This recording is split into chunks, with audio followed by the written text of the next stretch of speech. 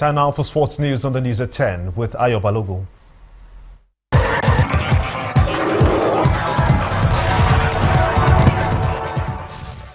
African champions Nigeria will play in Group B of the men's basketball event of the 2016 Rio Olympic Games. The Tigers will face host Brazil, Argentina, European champions Spain, Lithuania and an unnamed qualifier.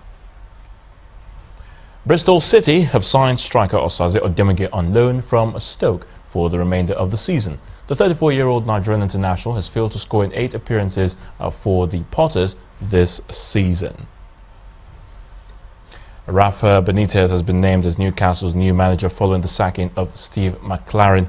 Benitez takes over with the Magpies a point from safety with just 10 games left in the English Premier League. The IAAF President Lord Sebastian Coe says Russia will find out in May if it can send athletes to this year's Olympics. Russia's Athletics Federation was suspended by the sports governing body in November last year after being accused of state-sponsored doping. And world number 2 Andy Murray says tennis needs more drug testing after Maria Sharapova's positive test for a banned substance. He also casts doubt on whether every athlete caught using meldonium has a genuine medical reason. And that's a wrap on sports news. I'm Ayotunde Balogun. The news at 10 continues shortly.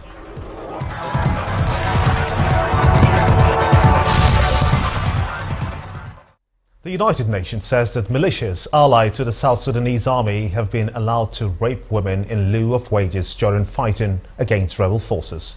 Temitope Fagbemi has more on this and other top foreign stories making the rounds. UN investigators say they discovered that 1,300 women had been raped last year in the oil-rich Unity State alone.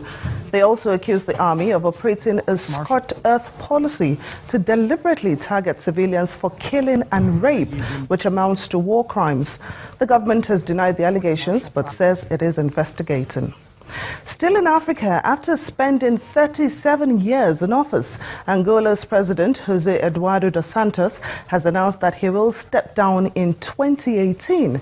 He is Africa's second longest-serving leader after Equatorial Guinea's Theodoro Obiang Nguema Umbasogo.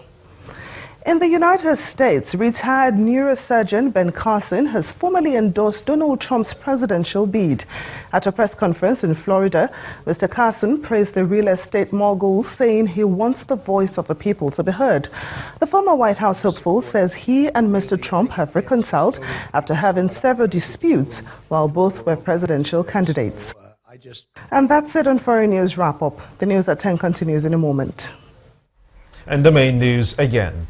It's a gloomy tale of ill treatment and sufferings in the hands of Libyan authorities by Nigerians who were today repatriated to the country. The over 170 citizens were received at the Murtala Mohammed International Airport by officials of the National Emergency Management Agency. Also today, the Senate President, Dr. Bukola Saraki, questioned the powers of the Attorney General of the Federation to prosecute him over alleged false declaration of assets.